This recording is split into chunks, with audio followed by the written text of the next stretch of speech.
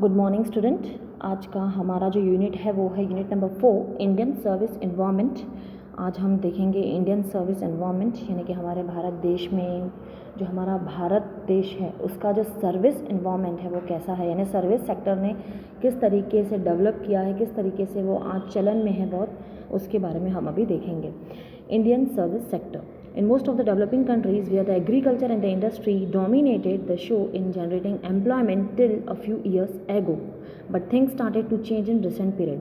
मतलब यह कहा गया है कि जो डेवलपिंग कंट्रीज़ थी वहाँ पे देखा गया था कि एग्रीकल्चर और इंडस्ट्रियल सेक्टर्स जो थे वो बहुत ज़्यादा फॉर्म में थे, वो बहुत ही ज़्यादा शक्तिशाली और पावरफुल माने गए, लेकिन एम्प्लॉयमेंट जनरेट करने में, लेकिन कुछ अभी रिसेंट जो पीरियड है उसमें यह देखा गया है कि उसमें कुछ चेंजेस हो गए हैं। In recent years the service sectors experienced a rapid shift in its favour in generating both income and employment. मतलब जो सर्विस सेक्टर है वो अभी बढ़ोतरी कर रहा है, आगे बढ़ रहा है एम्प्लॉयमेंट जनरेट करने में।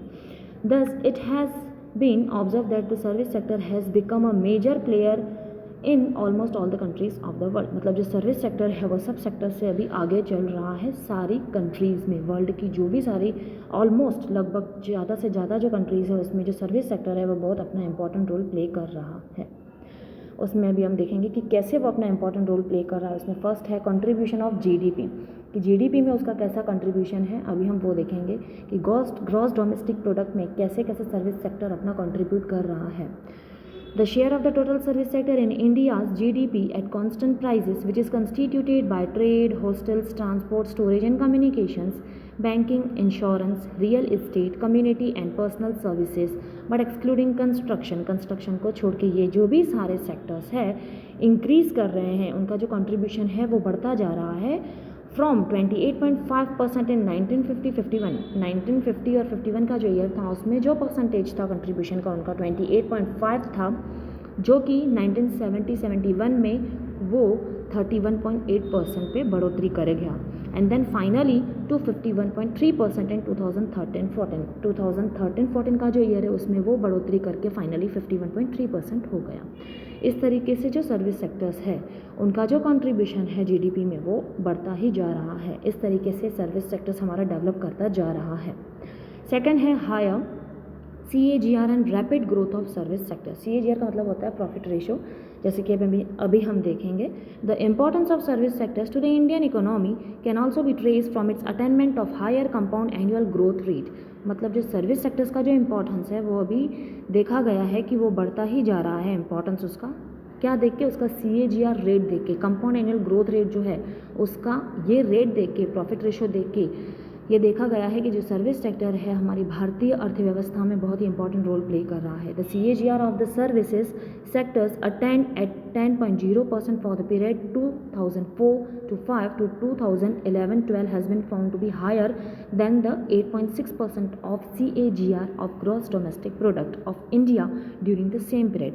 मतलब कि 2004-5 to 2011-12 यहाँ से लेकर यहाँ तक का जो उनका उसका प्रॉफिट रेशो है, जो CAGR रेट है वो 10% था, तो इंक्रीमेंट करके वो 8.6% उसमें ज़्यादा बढ़ोतरी हो गई है सेम पीरियड में, which clearly indicate that the service sectors has outgrown both the industry and agriculture sector। मतलब दोनों सेक्टर से ज़्यादा आगे बढ़ चुका है, इंडस्ट्री सेक्टर से भी और एग्रीकल्चर सेक्टर से भी। showing its supremacy among all three sectors of the economy in the recent year। अपनी वो सुपरमसी शो कर रहा है, मतलब अपना जो अधिकार है उसका सर्वोच्च सबसे ज़्यादा हाई लेवल की उसकी जो पोजीशन है वो भी बन गई है। The industry and the agriculture sector showing its supremacy among all three sectors of the economy in the recent year। Such rapid growth of the service sectors has resulted considerable changes in the GDP of the country। Such rapid growth of service sectors, ये जो उसकी rapid growth है service sector की, उसका जो result आया है कि GDP में इस प्रकार से चेंजेस आते जा रहे हैं, बिकॉज ऑफ सर्विस सेक्टर्स अपनी डेवलपमेंट कर रहा है इस प्रकार से। अभी हम देखेंगे horizontally higher share of services in GSDP। GSDP में जो सर्विस सेक्टर है उसका कैसे हायर शेयर है। The service sectors has been contributing toward the gross state domestic product of different state and union territories satisfactorily in recent year. GSDP के क्षेत्र में भी यूनियन टेरेटरीज में भी उसका सेटिस्फैक्टरी कंट्रीब्यूशन दिया है उसने सर्विस सेक्टर्स ने. A comparison of the shares of the services in the GSDP of the different state and union territories in 2011-12 shows that the service sector is dominated sectors in most state of the India. मतलब उसका comparison अगर किया गया है union territories में इन 2011-12 में, तो वो ये शो कर रहा है कि जो सर्विस सेक्टर है वो डोमिनेटेड सेक्टर बन गया है, मतलब बहुत ही ज़्यादा पावरफुल सेक्टर बन चुका है. State and UTS such as Tripura, Nagaland, West Bengal, Mizoram, Maharashtra, Bihar, Tamil Nadu, Kerala, Delhi, Chandigarh have recorded a higher share of service sectors to its GSDP.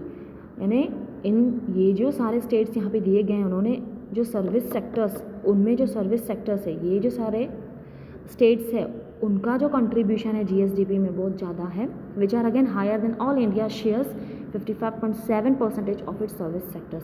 मतलब ये जो सारे स्टेट्स हैं इनका ज़्यादा से ज़्यादा प्रमाण है सर्विस सेक्टर में. Chandigarh with 85% share and Delhi with 81.8% share top the list. जो चंडीगढ़ है उसका शेयर है 85% और दिल्ली का जो शेयर है वो है 81.8% टॉप लिस्ट पे. और this has resulted a horizontal spread of higher share of services sectors in GSDP of a number of the states. मतलब उनका जो स्प्रेड हो रहा है वो हॉरिजेंटली हो रहा है, मतलब ज़्यादा से ज़्यादा बढ़ोतरी सर्विस सेक्टर्स की होती जा रही है. देन है employment generation of service sector.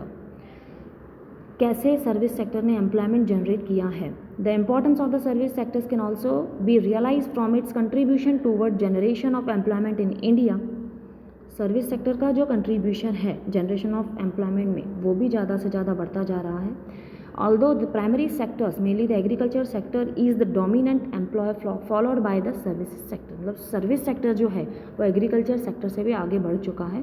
The share of service sector has been increasing over the year and that of primary sector has been decreasing. जो सर्विस सेक्टर का जो कंट्रीब्यूशन है वो बढ़ता जा रहा है और जो प्राइमरी सेक्टर्स का जो कंट्रीब्यूशन है वो घटता जा रहा है. Between 1993 to 94 to 2009 to 10, there has been a sharp fall in the share of the primary sectors in employment from 64.75% in 1993 to 94 to 53.2% in 2009 to 10. इसका मतलब है कि 1993 to 94 to 2009 to 10 उसमें शार्प फॉल हुआ. प्राइमरी सेक्टर्स का जो share था उसमें कमी होती गई. प्राइमरी सेक्टर्स में जो प्राइमरी सेक्टर्स का जो कंट्रीब्यूशन है वो फॉल होता गया. In employment from 64.7% in 1993 to 94 to 53.2% in 2009 to 10. इसका मतलब यह है कि 93-94 का जो ईयर है उसमें उसका परसेंटेज 64.75% था, जो कि फॉल होते होते 53.2% हो गया 2009 टू 10 में. इसका मतलब है जो एग्रीकल्चर सेक्टर है वो उसका जो कंट्रीब्यूशन है वो फॉल होता जा रहा है, उसका जो शेयर है वो फॉल होता जा रहा है, कम होता जा रहा है. जो सर्विस सेक्टर है उसका कंट्रीब्यूशन बढ़ता जा रहा है. Then come to the next point, service sector growth and FDI inflows. मतलब सर्विस सेक्टर जैसे जैसे बढ़ता जा रहा है वैसे वैसे जो FDI फॉरेन डायरेक्ट इन्वेस्टमेंट है वो इनफ्लो होती जा रही है हमारे देश में. कैसे?